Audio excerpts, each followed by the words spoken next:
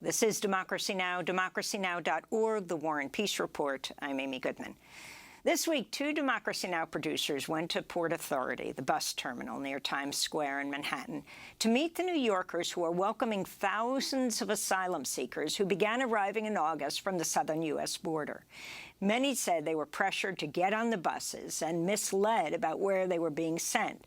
This is Ilse Thielman, director of Team TLC NYC. A bus arrived from Texas. This is one of the buses that have been sent by Governor Abbott since August.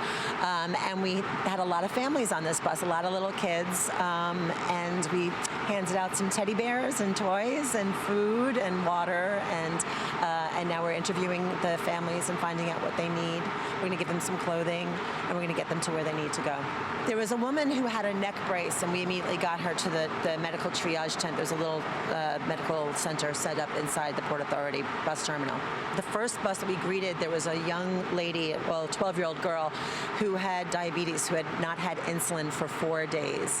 And one of my volunteers is a former nurse, and she quickly identified the problem and got her to the hospital. But we've had that at least a couple of times where someone was diabetic and hadn't had insulin.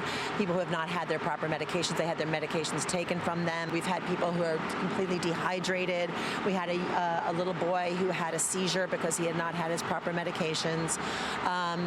It's just that we've seen all kinds of terrible results from people being mistreated at the border and then being put on a bus for a 36, 40-hour journey without proper food, without proper water.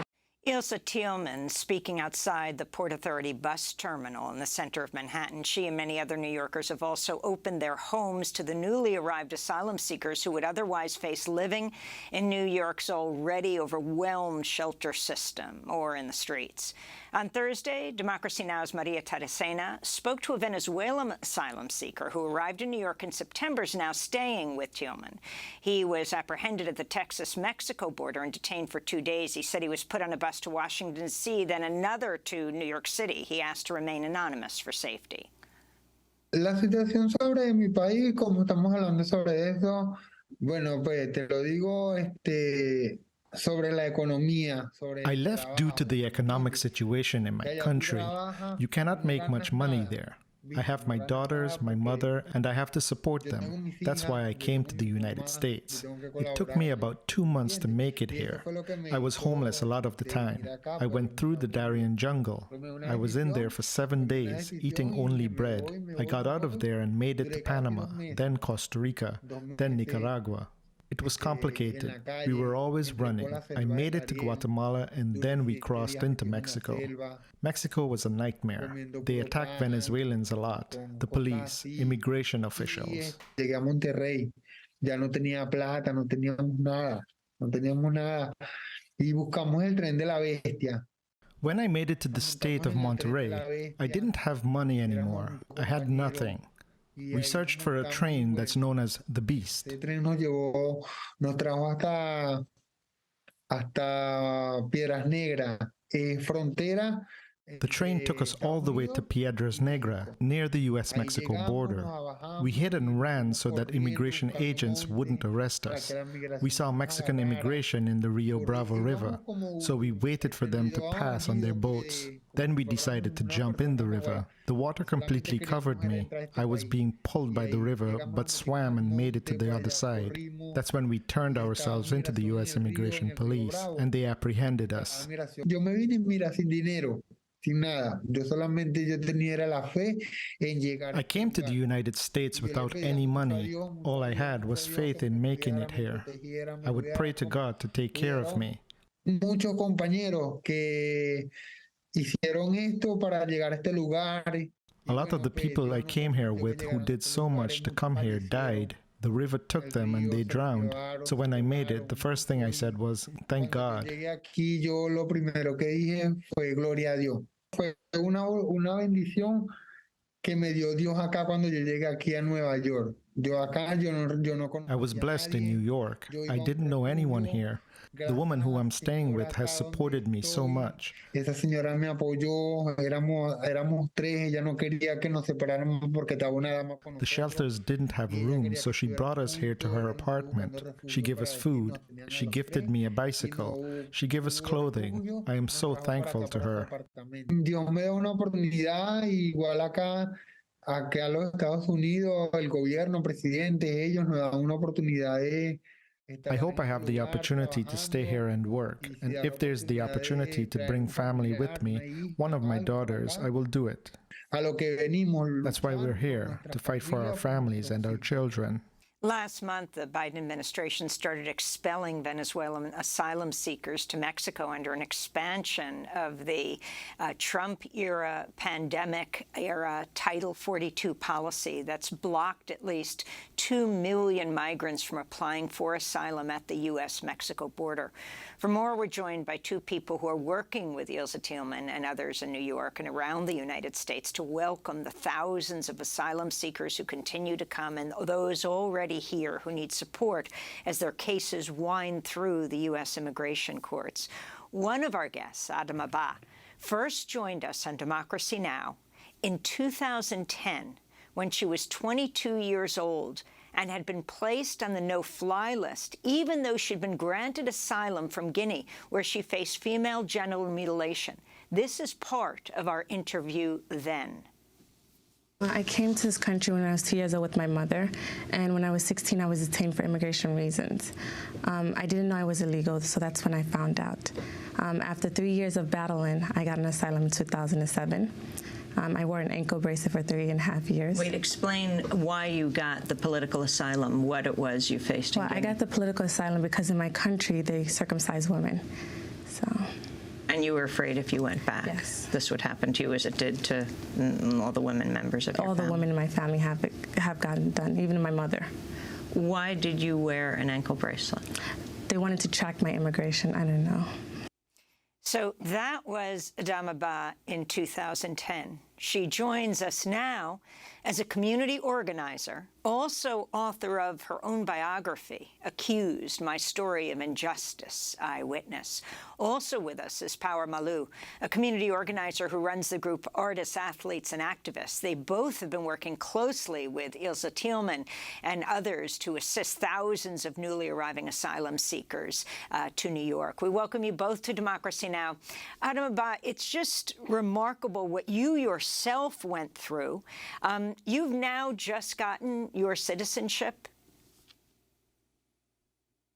Yes, I just became an American citizen a year ago. But here you are, rather than sort of getting away from the trauma of what you left behind, working to help other people who, like you, are desperate to come to this country. Talk about what you've been doing here and what you face with the thousands of people, in this case in New York, just coming here. So because of my experience, it was very important for me to be on the ground and help advocate. The system here in New York City is not created for this type of community, which is the migrants that are arriving. So we're at Port Authority every single day, welcoming them and helping them navigate into the shelter system. Once they're in the shelter system, we are also helping them with resources, social services. We're also at the airports and other bus terminals. I think one of the things that we definitely want to highlight, Port Authority is not the only route these migrants are coming from. They're coming from airports, other bus terminals around New York City. So talk about where those buses are coming from. We see you at Port Authority greeting the asylum seekers. What are they telling you? And what about these journeys? And where do they think they're coming to? So the buses coming at Port Authority is coming from Texas. The ones that are not coming from Port Authority are coming from other states. So Arizona, Ohio, Indiana, those are just some of the few states that they're coming from. But the migrants that are coming specifically from Texas, or the Abbott buses we call them, they are just forced into the buses. They're waking up at 1 o'clock in the morning and told to get on these buses, and they're not sure where they're going. You have some of them who know that they're going to New York, and a lot of them who don't have any idea. So as soon as they arrive in New York City, my colleague here, Power, the first thing he tells them, you're in New York City at Port Authority in Manhattan. It's the best way to identify where they are so there's no confusion. And briefly, we tell them what the next step is. And Power Malu, what is the next step, and how did you get involved with your group, Artists, Athletes, and Activists, and being there as a greeter and a person who orients these asylum seekers, why this is so important to you? So I'm born and raised in the Lower East Side. I'm a New Yorican, so my mom and dad were born in Puerto Rico. I was born here in New York, but I still consider myself an immigrant. I think it's very important for people to realize that if you weren't born here 500 years ago, you're an immigrant. If you're not a native to this country, you're an immigrant. And this country was built off the backs of immigrants, and I just want to make that clear. When they come to New York City, this is the first place that we actually have an opportunity to right the wrongs, right? When they first step foot into the United States, they're mistreated. They're put in these cold cells, these cold air-conditioned spaces with just wearing T-shirts. So they arrive to New York sick. They arrive to New York with anxiety levels through the roof. It's up to us. It's our job as New Yorkers to be able to welcome them in this city that is a so-called sanctuary city with the love and the care and the dignity that they deserve. So when we get on the bus, the first thing we do tell them is that they are in New York City, and although they may see police officers, and now because we have the National Guard stationed there, they may see people in uniform, military uniform, they're not to be afraid. They are free. They are free, and they are welcomed here in New York City, and we're going to do our best to advocate for them. We try to find out if they have family members here in New York or family members on the way, because one of the main things that we like to do is reunite families, because at the border, they've been separated. There's no rhyme or reason. We've reunited so many families, and I'm talking about thousands of families that have been separated where the mom and the dad don't see each other for weeks or months at a time. The children, there's 2 daughters that were separated from the mom and dad and their younger siblings. One was sent to Ontario, California. The other one was sent to San Diego, California. We work diligently to do the research to try to get them together and reunite them here in New York City. And that is one of the main things that we pride ourselves in, is having a conversation with them, because for the first time, they're actually having someone listen to them, someone that actually cares and wants to know what are their needs. And so the follow-up it takes into consideration us sharing our phone number with them, and then it's spread throughout the community. And people come to us for all types of help, like whether it's questions about their immigration, or they're coming because they need some clothing or some food, any type of resources that are supposed to be shared with them and that they're not getting, they come to us. They come back to the Port Authority. So yes, we are receiving hundreds and hundreds of people at the Port Authority. Now it's up to like 20,000 plus that are in New York City. But the follow-up means that they're not getting the resources that they deserve, so they trust this place that they first were welcomed, and then they share that within their community. And we try our best to connect with grassroots organizations who are the ones that are doing the work. And we want to be clear with that, because there's a lot of miscommunication or misinformation that the city is doing so much for these migrants and they are well off. And that is not the case. We are advocating for them every single day, and we have to be on the ground fighting for them. And they know this. That is why they come back to us and say, hey, we've been at this hotel for 2 weeks and we still haven't enrolled our child in school, or we still haven't gotten any type of resources. We're getting cold food, or we're not getting food at the time because we don't know when the food is being served. So there's a language barrier, and it's up to us to continue to advocate for these people and let the city know, and people that really care, that it's the grassroots organizations that need the support,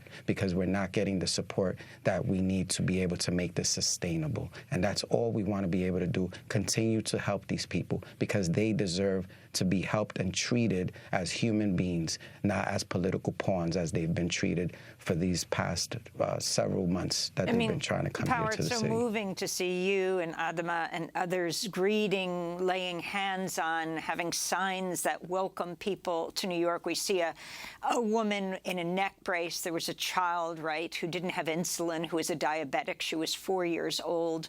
Adama Bah, can you talk specifically about Black asylum seekers and if they're treated differently than others? Oh, yeah. There's over 10,000 Black migrants in New York right now. Black migrants are coming the same route as our South American brothers and sisters, but once they arrive in Texas, they are then transported to another detention center, and they are not released until their asylum case is proven. So they have something called positive or negative. So if their asylum case is positive, that means that they have a credible fear of not returning to their country, and then they are released. But they're not just released just like that. Majority of the Black migrants that we're working with have a bond. They have the highest bond. The highest I personally seen was $6,000, but these bonds go higher than $6,000. Black migrants have to wear an ankle bracelet. Our Hispanic counterparts are being released with a cell phone or not wearing an ankle bracelet. So Black migrants are really discriminated, and the city doesn't really have the resources or the language access for them. There has really never been a system created for them.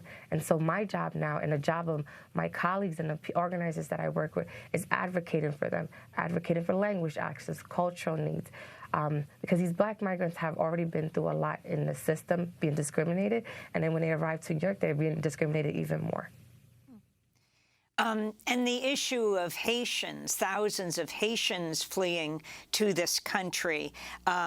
The latest news, NBC reporting the Biden administration considering expanding operations at the U.S. military base and prison at Guantanamo Bay to hold Haitians who are caught at sea trying to reach the United States. In the 90s, I remember well the United States using Guantanamo to hold as many as 12,000 Haitians who had fled the U.S.-backed coup in Haiti against Jean-Bertrand Aristide. So you have that situation, and I don't know what you've heard about that. And then in New York, Randall's Island being used as a major site to hold people, particularly single men, I think up to 500 or 1,000, but only a few have gone there. Yeah, that is actually correct. I heard about the Haitians being held at Gitmo. And I was horrified because we know the traumas and the things that have happened there. The men that are currently at Randall's, we do follow up with them, and we ask them how they're doing. They do tell us that they're being taken care of very well. But a lot of the issues that they're facing is there's no social services for them. So they're coming back and asking us what support is there for us. Yeah, I also want to touch base on that because the center or the HERC at Randall's Island, when it was opened, it was made for it to be temporary. And now we are the ones that are actually sending a lot of people because people are coming by plane, and so the buses have decreased. Another thing I want to touch on is the fact that there's been African migrants that were now put into the Randall's Island HERC, and that was done by Sadie and Adama Bah, different organizations working together with them. And I want to highlight that and allow Adama to speak about what just occurred this past Sunday, because there's a different story that's being told, and I want to be able to use this time to share that. So Adama, you should talk about that. Adama. Sadie is this incredible woman. Her organization is called Abisha. She's actually been the main point person who has been paying the bond for these Black migrants. Once she pays a bond for these Black migrants, they're literally just dropped off the streets of Louisiana, Atlanta, Chicago.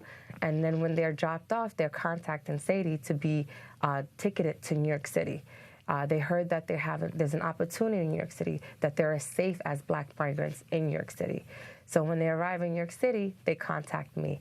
They contact organizers that they know that are on the ground. And thousands of Black migrants, including, have been sleeping in mosques around the country. And it's unfortunate conditions. They're very horrific conditions. And when I saw these conditions, I flagged it to the city to bring awareness to our struggle. And with that opportunity, we took the chance to put them in Hercs in Randall's Island. This past Sunday, we took about 45 African men and sent them to the Herc. It was a successful mission. It was successful because these men are now in, warm beds. They're safe. They're being fed, but still, they need more support. They need more resources. I also understand on the issue of Haitians being held near Guantanamo, that the UNHCR has called on the United States to refrain from forced returns of Haitians. Finally, I want to ask you both about what you think the city should be doing that they're not doing now. That's New York City. And then take that national, what you're doing, Adama and Power, as a model for what should be done around the country, or people reaching out to you. I think one of the most important things is that the city needs to be honest about what services and resources they need help with. New Yorkers we're amazing, we're incredible. We're willing to step up and say, hey, I'm a doctor, I'm a nurse, I'm a lawyer. I can take some time to help. And most importantly, to work with grassroots that are on the ground. We know the community very well. We, Power and I, are connected to about 38 states. We're just contacting other orgs that are on the ground, trying to find solutions and resources. So I want to highlight all the organizations that have been on the ground. But it's also very important to fund us, to give us funding to continue the work that we're doing. Yeah, Adama makes a great point, because if people think that everything is under control, then they don't even see the grassroots organizations and the work that we're doing. And we're the backbone and the foundation of what's happening right now. And we're the advocates that are not being noticed or not being recognized. So people don't see a reason to donate to us, and they don't feel the think, hey, the city has it under control. So we want to be clear that it is the grassroots organizations. For example, I'll reach out to a Evie Loves NYC for food, and they've been feeding thousands of migrants that are arriving and the ones that are in the shelter system, because we bring food to them. So these are organizations that are on shoestring budgets, but they're actually stepping up. And we want to be clear that when we reach out to other organizations across the country, they are doing the same thing. And if we can do it as grassroots organizations, so can mammoth organizations that have bigger budgets or that have connections to philanthropy, and they can actually help us to continue this work. And all they have to do is reach out. We have the model, we have the solutions, because we're actually on the ground creating this network. And all we do need is the support. We don't need the silos being built. This is not a competition. Power Malu, community organizer who runs the group Artists, Athletes, and Activists. Adama Bah, community organizer, author of Accused, My Story of Injustice, Eyewitness. Adama is a refugee from Guinea, has lived in the United States since she was 2 years old. This is what mutual aid looks like. And a very special thanks to our Democracy Now! Producers, Maria Taracena and Tamarie Astudio, Renee Feltz, and Robbie Karen. Coming up, The Intercepts reveal the Department of Homeland Security's expanding efforts to work with private tech companies and police online speech. Stay with us. Back in less than 30 seconds.